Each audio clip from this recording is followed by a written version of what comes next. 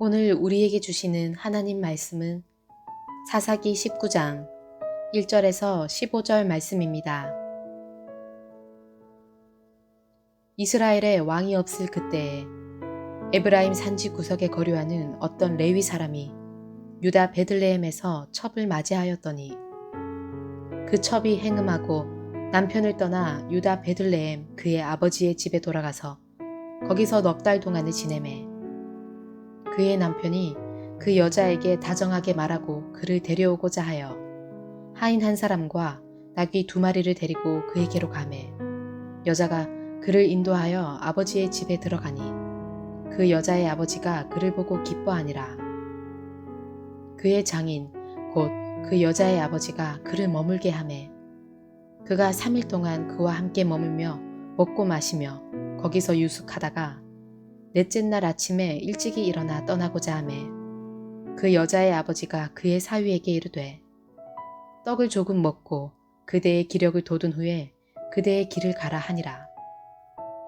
2사람이 앉아서 함께 먹고 마시매 그 여자의 아버지가 그 사람에게 이르되 청하노니 이 밤을 여기서 유숙하여 그대의 마음을 즐겁게 하라 하니 그 사람이 일어나서 가고자 하되 그의 장인의 간청으로 거기서 다시 유숙하더니 5째 날 아침에 일찍이 일어나 떠나고자 하매 그 여자의 아버지가 이르되 청하노니 그대의 기력을 돋우고 해가 기울도록 머물라 하므로 2사람이 함께 먹고 그 사람이 첩과 하인과 더불어 일어나 떠나고자 하매 그의 장인 곧 그 여자의 아버지가 그에게 이르되 보라 이제 날이 저물어 가니 청하건대 이 밤도 유숙하라. 보라 해가 기울었느니라. 그대는 여기서 유숙하여 그대의 마음을 즐겁게 하고 내일 일찍이 그대의 길을 가서 그대의 집으로 돌아가라 하니 그 사람이 다시 밤을 지내고자 하지 아니하여 일어나서 떠나 여부스 맞은편에 이르렀으니 여부스는 곧 예루살렘이라. 안장 지운 나귀 2마리와 첩이 그와 함께 하였더라. 그들이 여부스에 가까이 갔을 때에 해가 지려 하는지라. 종이 주인에게 이르되 청하건대 우리가 돌이켜 여부스 사람의 이 성읍에 들어가서 유숙하십시다 하니 주인이 그에게 이르되 우리가 돌이켜 이스라엘 자손에게 속하지 아니한 이방 사람의 성읍으로 들어갈 것이 아니니 기브아로 나아가리라 하고 또 그 종에게 이르되 우리가 기브아나 라마 중 한 곳에 가서 거기서 유숙하자 하고 모두 앞으로 나아가더니 베냐민에 속한 기브아에 가까이 이르러 해가 진지라. 기브아에 가서 유숙하려고 그리로 돌아 들어가서 성읍 넓은 거리에 앉아 있으나 그를 집으로 영접하여 유숙하게 하는 자가 없었더라.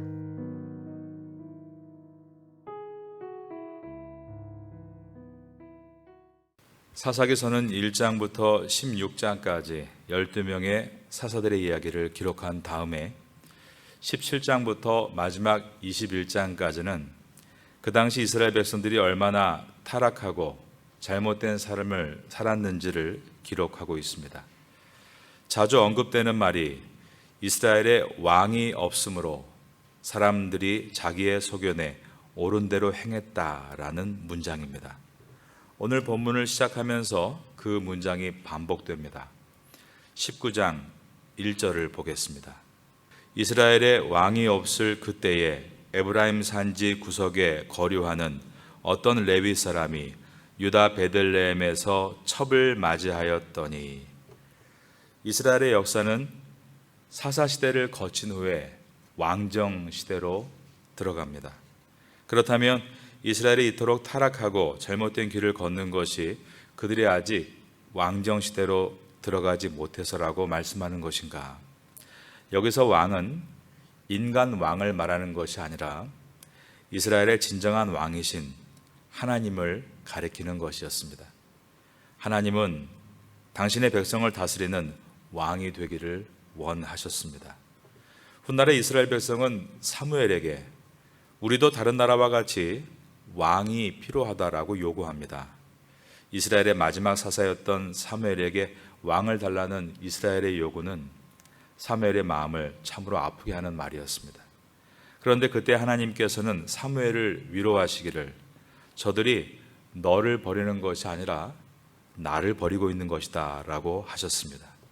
사무엘상 8장 7절에 보면 여호와께서 사무엘에게 이르시되 백성이 내게 한 말을 다 들으라. 이는 그들이 너를 버림이 아니요 나를 버려 자기들의 왕이 되지 못하게 함이니라 라고 되어 있는 것입니다. 진정한 왕은 하나님이시다라는 뜻입니다. 그 하나님의 백성으로서 책임과 의무를 다할 때 복된 권리를 또한 권세를 누릴 수 있다라고 하시는 것입니다.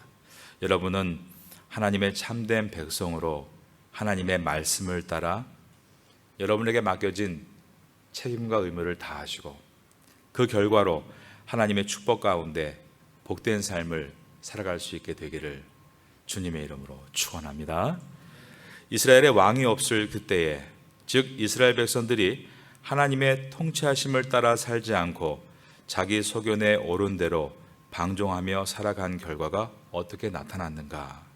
오늘 본문에는 레위인이 첩을 두고 살고 있었다라고 했고 그 첩이 행음함으로 자기 아버지의 집으로 돌아갔다라고 했습니다. 2절입니다. 그 첩이 행음하고 남편을 떠나 유다 베들레헴 그의 아버지의 집에 돌아가서 거기서 석 달 동안을 지내매. 이것은 사사시대가 얼마나 성적으로 타락했는가를 보여줍니다.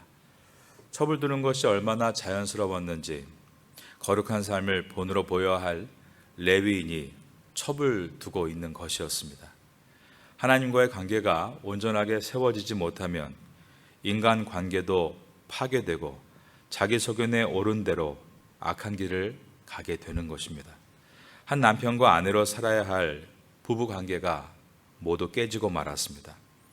일부 가정만 깨진 것이 아니라 가장 바른 본을 보여야 할 레위인의 가정도 깨져 있었다라는 것입니다.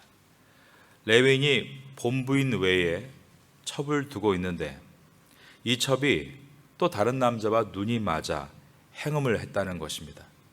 히브리어로 행음이란 단어가 자나라는 단어인데 오늘 본문에는 그 뒤에 전치사 알라이유라는 단어가 함께 포함되어 있습니다. 뜻은 against, 즉 대항하다라는 뜻입니다. 이 말은 남편에 대한 불만으로 대항해서 그렇게 했다라는 뜻입니다. 남편도 바람을 피웠기 때문에 아내도 바람을 피웠다라는 의미가 들어 있습니다. 그 당시에 부부관계가 얼마나 최악으로 치닫고 있었는가를 보여주는 장면인 것입니다. 첩이 아버지 집으로 돌아간 다음에 4개월 후에 남편은 첩을 데리러 갑니다. 3절입니다. 그의 남편이 그 여자에게 다정하게 말하고, 여기서 여자라는 단어 히브리어로 나아라라는 단어인데 젊은 여자라는 뜻입니다. 레위인이 그 여자에게 다정하게 돌아가자라고 말하고 있습니다. 이것은 자기도 잘못했기 때문에 나이가 더 어린 첩을 이해해주고 받아주겠다라는 마음으로 손을 내민 것이 아닌가 이렇게 생각할 수 있습니다. 하지만 그 다음 이어지는 내용을 보면 레위인과 이 여인 사이의 관계가 회복됐다거나 반대로 갈등이 더 고조됐다는 그런 내용이 들어있지 않습니다. 오직 레위인과 여인의 아버지 두 남자의 이야기만이 나옵니다. 그 당시의 사회 문화가 여성에게 결정권을 주지 않고 그저 소유물로 생각하고 있었음을 보여주고 있습니다. 여인의 아버지는 이 레위인을 아주 극진하게 대접을 합니다. 4절입니다.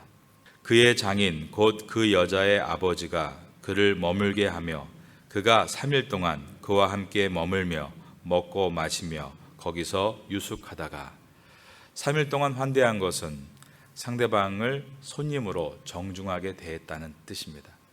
그런데 장인은 3일이 지나서 넷째 날에도 그리고 다섯째 날에도 이 레위인에게 지극정성으로 환대를 합니다. 이것은 레위인과 장인이 서로 너무 가까워져서기보다 그 당시의 문화가 남편 된 자가 위에 있고 아내 된 자가 더 아래에 있는 갑과 을의 모습을 보여주고 있습니다. 에브라임 산악 지역은 성막과 법궤가 있는 실로와 가까웠습니다. 그 지역에서 이 사람이 레위인으로 제사장으로 일을 하고 있다면 세상적인 눈으로 볼 때는 꽤나 잘 나가는 사람이다라고 말할 수 있습니다. 거기에 비해서 이 여인과 여인의 아버지는 베들레헴에 살고 있습니다. 베들레헴은 거기에 비하면 시골과도 같은 것입니다. 이 레위인이 여인의 집을 방문하러 올 때 하인과 나귀 2마리를 대동한 것을 보면 재력도 꽤 있었던 사람으로 여겨집니다. 그러므로 이 레위인과 첩의 아버지 장인과의 관계는 한 가족의 사랑과 정이 있는 관계라기보다 장인이 사이의 눈치를 봐야 하는 관계였던 것입니다. 그래서 장인은 너무 과하게 왕처럼 사위를 대접하고 있고 사위인 레위인은 그 대접을 그대로 다 받고 있습니다. 5절과 6절입니다. 넷째 날 아침에 일찍이 일어나 떠나고자 하매 그 여자의 아버지가 그의 사위에게 이르되 떡을 조금 먹고 그대의 기력을 돋운 후에 그대의 길을 가라 하니라.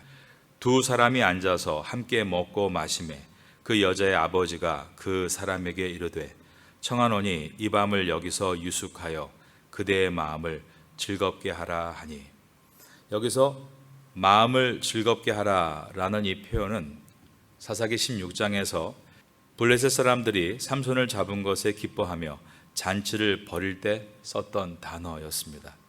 흥청망청 정신을 놓고 있는 상태를 뜻합니다. 그래서 6절에 2 사람이 앉아서 먹고 마셨다, 이것과 함께 연결되어 있는데, 그러면 무엇을 마셨겠는가? 당연히 술을 마셨을 것이다 라고 충분히 추측하게 만듭니다. 레위인은 이스라엘 백성 중에 누구보다도 자신의 행동이 흐트러지지 않도록 돌아보아야 할 사람임에도 정신줄을 놓고 있었고, 대접해 준다고 절제 없이 주는 대로 받고 잔치를 즐기므로 흥청이 망청이 될 것이라는 어두운 암시를 본문이 보여주고 있습니다. 8절을 보면 레위인은 5째 날 이른 아침에 떠나려고 했는데 또 장인이 붙잡습니다. 그래서 또 하루 내내 먹고 마십니다. 그러자 다시 해가 지려고 하자 장인이 하루를 더 자라고 청합니다. 그러면서 마음을 즐겁게 하라라는 말이 또 반복됩니다. 9절입니다. 그 사람이 첩과 하인과 더불어 일어나 떠나고자 하매 그의 장인 곧 그 여자의 아버지가 그에게 이르되 보라 이제 날이 저물어 가니 청하건대 이 밤도 유숙하라. 보라 해가 기울었느니라. 그대는 여기서 유숙하여 그대의 마음을 즐겁게 하고 내일 일찍이 그대의 길을 가서 그대의 집으로 돌아가라 하니, 그런데 레위인이 이젠 더 머물기가 싫은 겁니다. 그래서 저녁이 가까워오는데 떠나려고 했습니다. 10절에 보면 그 사람이 다시 밤을 지내고자 하지 아니하여 일어나서 떠나 여부스 맞은편에 이르렀으니, 밤중에 떠나는 이 장면이 매우 불행한 일이 벌어질 것이라는 것을 암시하고 있습니다.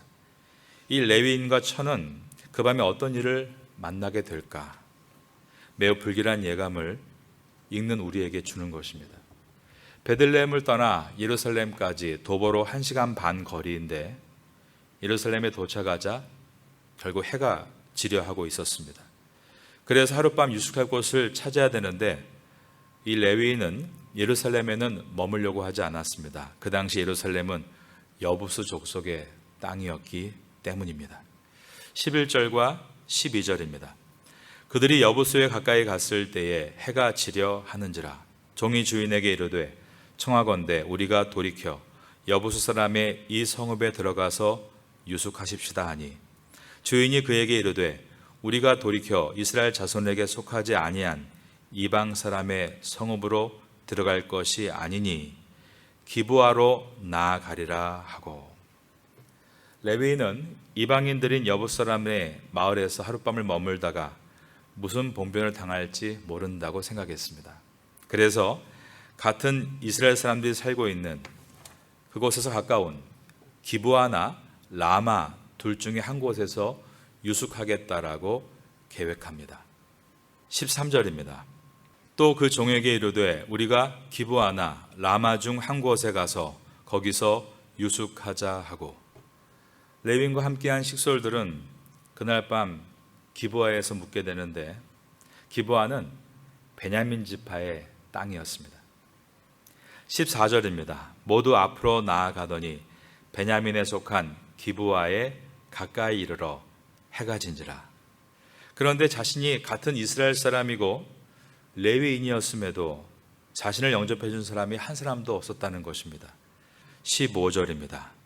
기브아에 가서 유숙하려고 그리로 돌아 들어가서 성읍 넓은 거리에 앉아 있으나 그를 집으로 영접하여 유숙하게 하는 자가 없었더라. 이것은 그 당시에 이스라엘 백성들이 얼마나 무정했는지를 보여줍니다. 이스라엘에서 나그네를 대접하는 것은 율법에 기록된 하나님의 명령이었고, 그것은 의무이고 또한 미덕이었습니다. 출애굽기 22장 21절에 보면 너는 이방 나그네를 압제하지 말며 그들을 학대하지 말라. 너희도 애굽 땅에서 나그네였음이라 라고 말씀하셨습니다. 하나님은 이방인이라 할지라도 나그네 길을 걷고 있을 때는 그 마을에 방문했을 때 잘 대주어야 한다라고 하신 것입니다. 그런데 자기 민족인 이스라엘 사람에게도 쉴 곳을 내주지 않는 차가운 모습을 오늘 본문이 보여주고 있습니다. 하나님의 말씀을 외면하고 사는 이스라엘 백성들의 땅은 레위인이 방금 지나쳐온 이방인 땅인 여부스보다 더 못한 땅이었다라고 말씀하고 있는 것입니다. 그리고 이것은 방금 전에 있었던 장인의 그 환대는 말씀에 입각한 환대가 아니라 갑과 을의 관계에서 눈치를 보고 눈에 들기 위해서 애쓰는 환대였음을 또한 증명해 주는 것이었습니다. 레위인은 분별력이 없어 첩을 두어 가정을 파괴했고, 분별력이 없어 대접받기만을 좋아했고, 분별력이 없어서 밤의 길을 나서고 있습니다. 그러므로 그의 인생 가운데 큰 어려움을 겪게 됩니다. 그런데 이 레위인이 바로 누구입니까? 이 땅에 너희는 택한 족속이요 왕 같은 제사장이요 라고 부름받은 성도들인 것입니다. 우리가 이 땅에 살면서 분별력을 가지고 우리 가정을 더 화목한 가정으로 이끌어야 하는 줄로 믿습니다.